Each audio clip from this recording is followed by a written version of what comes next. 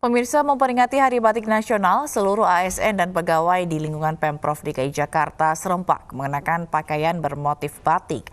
Sejumlah harapan disampaikan untuk batik Indonesia, mulai dari bangkitnya industri di tengah pandemi hingga harapan batik berjaya di dunia internasional.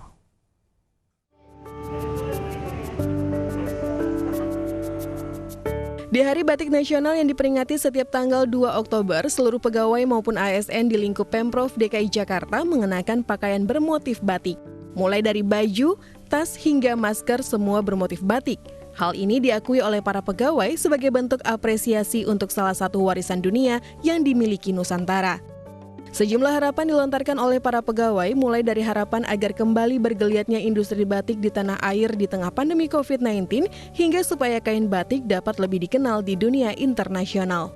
Batik bukan hanya dikenal dari kalangan negara Indonesia saja, juga bisa go internasional gitu. Semoga bisa mewujudkan tradisi Indonesia dengan baik.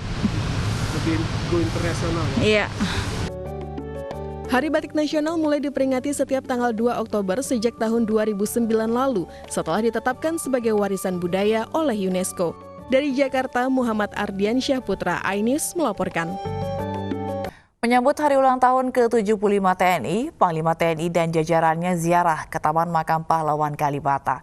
Ziarah dilakukan dengan penerapan protokol kesehatan.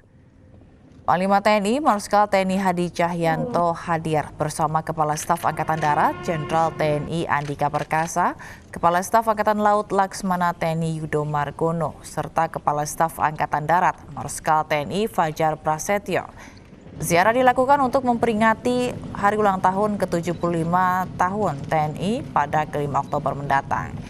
Ziarah diawali dengan penghormatan kepada arwah para pahlawan, mengheningkan cipta dan tabur bunga.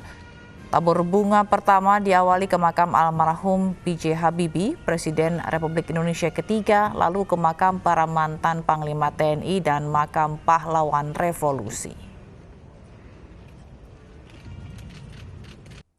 Usai mengepalai gugus tugas percepatan COVID-19, Doni Monardo juga dipercaya untuk menjadi Ketua Satuan Tugas Penanganan COVID-19 di Indonesia. Atas dedikasinya dalam upaya menangani penyebaran COVID-19, Doni Monardo terpilih menjadi nomine kategori tokoh publik dalam Indonesia Awards 2020. Letnan Jenderal Doni Monardo, sosok yang dipilih Presiden Joko Widodo untuk mengemban tugas sebagai Kepala Badan Nasional Penanggulangan Bencana Indonesia sejak Januari 2019. Sukses memimpin BNPB, Doni Monardo dipercaya memimpin gugus tugas percepatan penanganan COVID-19 dan menjadi Ketua Satuan Tugas Penanganan COVID-19. Gugus tugas percepatan COVID-19 berada di bawah lingkup BNPB yang ditugaskan untuk berkoordinasi antar lembaga demi upaya pencegahan dan penanggulangan penyakit corona virus baru di Indonesia.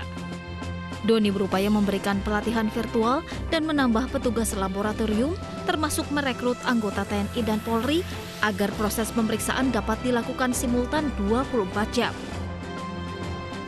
Doni Monardo juga melaksanakan dan mengendalikan implementasi kebijakan strategis yang berkaitan dengan penanganan COVID-19, serta menetapkan dan melaksanakan kebijakan serta langkah-langkah lain yang diperlukan dalam rangka percepatan penanganan COVID-19 di Indonesia.